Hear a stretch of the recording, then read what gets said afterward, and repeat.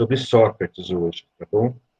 Porque ele é um assunto mais importante. Sócrates é um dos assuntos mais importantes que a gente vai falar no módulo 2, tá? Que é esse módulo que a gente está agora. Tá? Então, eu vou começar a apresentação e vou falar um pouquinho sobre ele, tá bom? Vou só te perguntar, e você pode ligar o áudio, só um instantinho, porque eu não vou estar enxergando o chat, né? Para você me dizer se você está enxergando aqui a apresentação. Está enxergando? Está escrito assim, período socrático ou antropológico. Estou. Ah, ok. Então, olha só. Maria, a gente tem, né, uma coisa muito importante em Atenas, né? Atenas foi onde surgiu, né, os primeiros filósofos, né, e vamos colocar assim, os filósofos como a gente concebe hoje, né?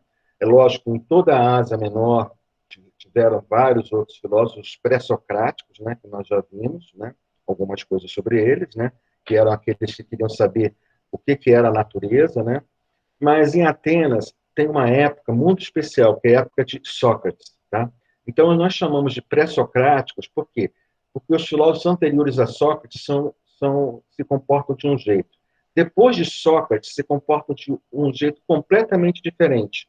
Por quê? Porque ele inaugura um período chamado antropológico. Ele começa a se preocupar não com a natureza, não com a ciência, não com a física, mas ele começa a se preocupar com o comportamento do homem, porque o comportamento do homem começa a mudar, né? Começa a alterar, e ele fica preocupado com isso. Esse século dele é chamado de o século de Péricles, o século de ouro. Por quê? Porque foi uma época onde floresceu a verdadeira democracia. Vamos colocar assim, hoje a gente vive num Estado democrático, no Brasil. A maioria dos países tem democracia e tem eleições. Mas não é uma verdadeira democracia. Por quê? Porque as pessoas votam os seus representantes. As pessoas não votam diretamente nas coisas que são ligadas ao poder, ou seja, as decisões políticas, né? Então, por exemplo, naquela época em Atenas, as próprias pessoas decidiam os rumos da cidade, decidiam os rumos políticos da cidade. Tá? Isso foi uma invenção de Péricles. Eu vou mostrar Péricles para você, você ter uma ideia aqui do rostinho dele, né? De como ele é, né? Um instantinho só. Vou botar aqui para baixo. Aqui. Péricles, esse cara aqui, tá? Ele viveu de 495 a 429 antes de Cristo, tá? Bem anterior, né? E esse busto aqui, esse rosto, até inclusive conhecido por muitos de nós, né? A gente já viu isso em alguns lugares, só que a gente não se recorda, né? Bom, então o que está acontecendo é que esse século, esse rei, esse Péricles, ele incentiva as pessoas a participarem politicamente. Aí o que acontece? O que é participar politicamente? É ter uma oratória, é defender a sua ideia de forma eloquente, de forma que as pessoas consigam entender e você consiga convencer as pessoas do seu conceito, da sua ideia. E aí começa a acontecer uma coisa interessante. Tá? É uma época de ouro, uma época fantástica, né? Mas aí as pessoas começam a querer persuadir as pessoas dos seus interesses. Então, para isso, tem que mudar uma forma de educação. A educação anterior era baseada em poesia, em poemas, e começou a ser baseada em oratória, em filosofia. Ou seja, as pessoas eram treinadas para poder falar bem e convencer o outro. Por quê? Porque eles tinham interesse em que a cidade, nas decisões políticas da cidade. E aí surgiu um filósofo, um tipo de filósofo, que a gente nem pode chamar de filósofo, mas a literatura fala que é, né? Que são os sofistas. Os sofistas são os primeiros professores. Eles não têm objetivo, né, de ensinar a verdade como eram os filósofos. Os filósofos, eles buscam a verdade. Os sofistas não buscam a verdade. Eles buscam ganhar a qualquer preço. Ou seja, ele quer ganhar a causa, ele quer ganhar a disputa oral, ele quer ganhar aquela questão do diálogo que ele está tendo ali com as pessoas na cidade.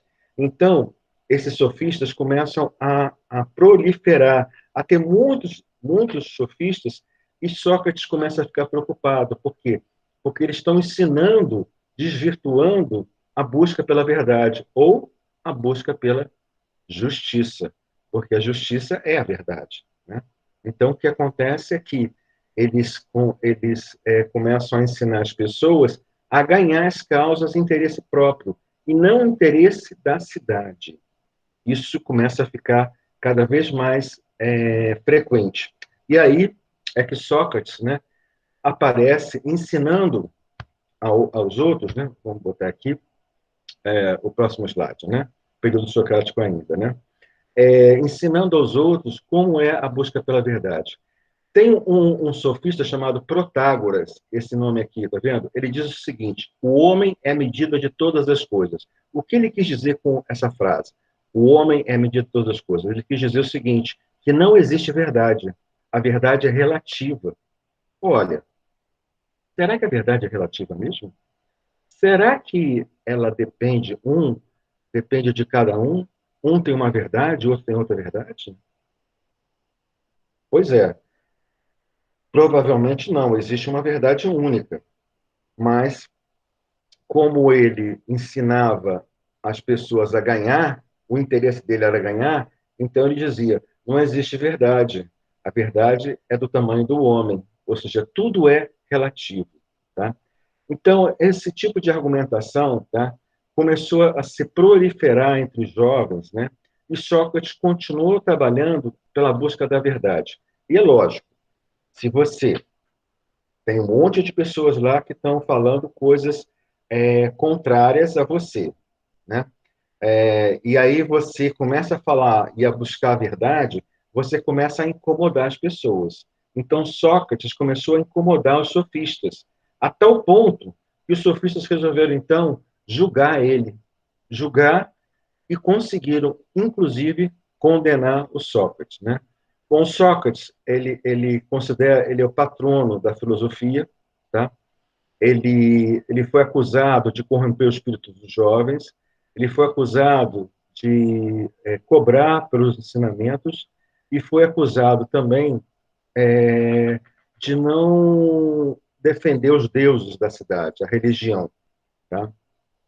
Ele propunha, né, uma forma de conhecer as pessoas, né, de conhecer a filosofia verdade por si mesmo. Então, ele dizia: conhece-te a ti mesmo. A primeira coisa que ele dizia, né, no tempo de Apolo, né, conhece-te a ti mesmo. Tá? Por quê? Se você conhece a si mesmo, você consegue entender a filosofia e a busca pela verdade. Né? Então, o autoconhecimento é uma das coisas mais importantes para começar a estudar filosofia. Porque quando você começa a estudar filosofia, você tem que se conhecer para saber o que é que você está carregando de ideias erradas, né? E quais as ideias boas que você está carregando, que são certas, para você poder estudar as ideias certas. Então, Sócrates dizia que conhece-te a ti mesmo. Antropologia, antropo, significa homem. Logia, estudo. Então, estudo do homem. A gente pode dizer também que Sócrates foi o cara que inaugurou a psicologia. Por quê? Quando ele disse, conhece-te a ti mesmo, ele fez um papel de um psicólogo. Ele disse assim, você tem que se conhecer para você poder se entender. Né? E não é isso que as pessoas fazem quando fazem terapia, quando fazem psicologia? Então, Sócrates inaugura um momento nobre, muito diferente da filosofia de todos os momentos. Por quê? Até então, o homem não era o centro das questões. E aí o homem passa a ser o mais importante para o estudo. E como é que Sócrates fazia isso? É simples. Ele fazia um diálogo, né? Um diálogo com uma pessoa. A pessoa falava assim, eu sei o que é coragem. Aí ele perguntava, tá, e o que é coragem? E o que é justiça? Aí as pessoas começavam a responder. À medida que as pessoas iam respondendo, ele ia perguntando, até que ele mostrava que as pessoas entravam em contradição. E mostrava que as pessoas, na verdade, não sabiam de verdade o que elas estavam falando. Eles não conheciam a verdade, não conheciam a virtude. Né? E por conta disso, né, ele conseguiu ensinar as pessoas a verdadeira forma de buscar a verdade. Então, ele revelava. É lógico, se você me mostra, alguém mostra para uma outra pessoa que ela está pensando errado, que ela,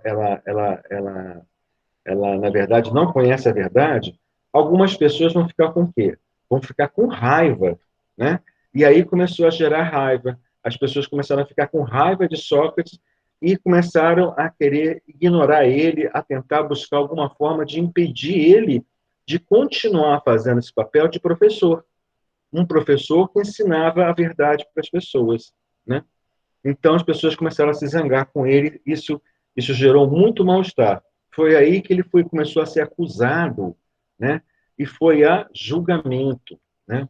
Bom, ele dizia o seguinte, o Sócrates: eu também não sei, né? Eu estou perguntando, né? Por quê? Ele dizia que só sei que nada sei. Por quê? Porque ele se achava um ignorante. O filósofo, ele não pode se achar um sábio. Por quê? Porque se ele se acha um sábio, ele já sabe, então ele não vai mais buscar a verdade. Então, enquanto a gente achar que já sabemos tudo, você vai parar de buscar o verdadeiro conhecimento, né? E Sócrates era um filósofo. Ele tentava ensinar as pessoas a buscar o verdadeiro conhecimento. Então, ele buscava a verdade, né? Então, ele entendia que as pessoas deviam entender, né, que não sabiam do que estavam falando, para poder continuar, então, a busca da verdade. Vamos passar para o próximo slide, né? Bom, o fundamento do Sócrates, o fundamento da ideia dele, da prática, é essa dialética. E essa dialética tem um nome, né? Ou seja, esse diálogo que ele fazia com as pessoas. Ele chamava de maiêutica. Maiêutica, em grego, significa parto de ideias. Por que parto de ideias? Porque ele era filho de uma mãe que era parteira. O pai dele era artista, né? Escultor, né? E ele era filho de um escultor e de uma parteira. E aí, ele, em homenagem à mãe, ele deu o nome de maiêutica, parto de ideias, né? Ou seja, as pessoas conseguiam chegar naquela questão, né, através das ideias, né? E no final das contas, ele vai ser julgado, ele vai ser condenado à morte. E aí dizem o seguinte: olha, ou você se mata, ou nós te matamos. E aí, é lógico que ele não tinha mais jeito, ele já tinha muita idade, ele se matou. Tá? Eu queria mostrar para vocês, um trechinho do filme. Eu vou mostrar aqui, vou botar um trechinho do filme da Apologia de Sócrates. Eu espero que vocês consigam ouvir direitinho aqui o filme. Espera aí. Que é justamente quando ele é julgado e sentenciado à morte.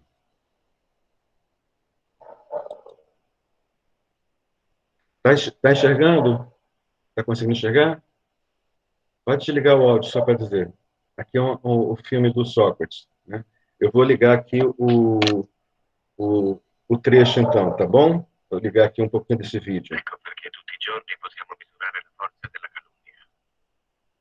Voi che siete stati scelti dalla sorte con il ben volere degli dei, sappiate che dovete dare la vostra sentenza in occasione di questo processo intentato da Meleto, appoggiato da que Niso e da acusou Ligone Sócrates. Olha só contro Socrate. quais são as acusações. Meleto, figlio di Meleto, accusa Socrate, figlio di Sopronico, dei crimini seguenti. Seguintes crimes. Primeiro, Primo, Socrate non crede negli dei di Atene. não crê nos deuses de Atenas. Secondo, Segundo, Socrate propone nuove credenze. propõe novas crenças diferentes da cidade. E terceiro, Socrate corrompe la gioventù. Sócrates corrompe a juventude.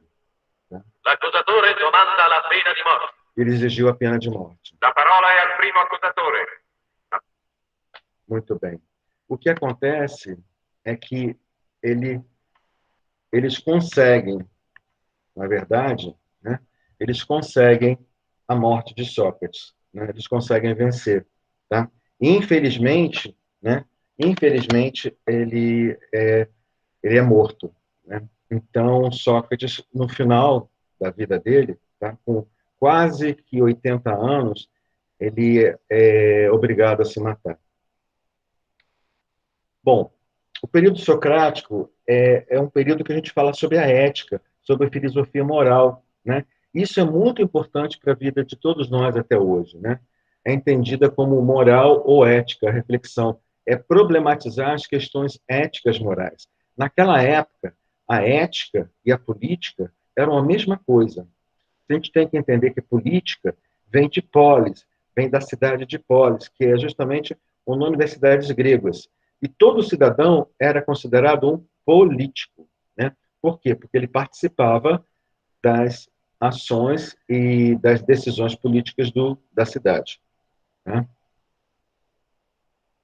Bom, aqui é o último print, aqui, o último slide, que eu vou deixar disponível para vocês, tá? Falando um pouquinho mais sobre Sócrates, a formação dele, né? E quais são as maneiras que a gente pode fazer para a gente poder entender. São mais questões aqui para a gente poder entender. Então, são questões que nós vamos ver durante esse módulo até o final do nosso estudo, tá bom? Vou voltar aqui para a apresentação, porque eu vou interromper agora a nossa gravação, tá?